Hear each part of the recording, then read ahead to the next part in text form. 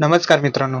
आज निफ्टीची एक्सपायरी होती आणि पहिल्याच 10-15 मिनिटात तुम्ही इथे पाहिलं असेल की एक मोठी डाऊन साईडची कॅन्डल बनली आणि त्याच्यानंतर पूर्ण मार्केट आज आपलं साईडवेज होतं आणि आता मार्केट एकदम इम्पॉर्टंट लेवलवरती येऊन पोहोचले आणि इथून पुढे मार्केट कसं काय कामकाज करेल तर चला व्हिडिओमध्ये पाहूया. तर तुम्ही इथे पाहू शकता की मार्केटसाठी हा एक रेंज नाही, ती एकदम इम्पॉर्टंट रेंज असेल 24,400ची.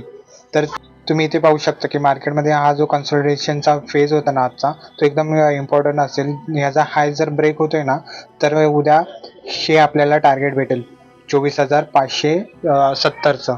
इथून इथपर्यंत मार्केट जाण्याचा प्रयत्न करेल आणि इथून तुम्ही इथे पाहू शकता की इथून मोठे इथे जे होते सेलर्स ते ॲग्रेसिव्ह होऊन मार्केटला खाली घेऊन आलेले. त्याचबरोबर इथे जाऊन पण मार्केट खाली येऊ शकतं आणि जर ह्याच्यावरती मार्केट सस्टेन झालं तर इथून अपसाईडचा विचार करू शकतो. आणि डाऊन साईडचा तुम्ही इथे पाहू शकता की डाऊन साईडचा जो हा गॅप होता तो उद्या फिल होण्याचे चान्सेस आहेत. जर मार्केट डाऊन साईडला आलं तर ह्या डाऊन साईडच्या लेवल्स असतील आणि त्याच्यानंतर मार्केटमध्ये तुम्ही इथे पाहू शकता मार्केटमध्ये हा एक सपोर्ट म्हणून काम करेल हा झोन आणि त्याच्यानंतर डायरेक्ट मार्केटला ही लेवल असेल 24,200ची. त्याचबरोबर अपसाईडचा तुम्ही जर विचार करत असाल तर अपसाईडला आपली ही लेवलच आहे.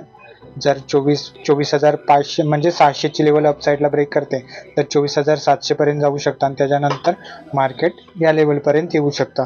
तर येणाऱ्या दिवसात ह्या लेवल्स खूप इम्पॉर्टंट असतील, त्याच्यावरती तुम्ही कामकाज करू शकता. धन्यवाद.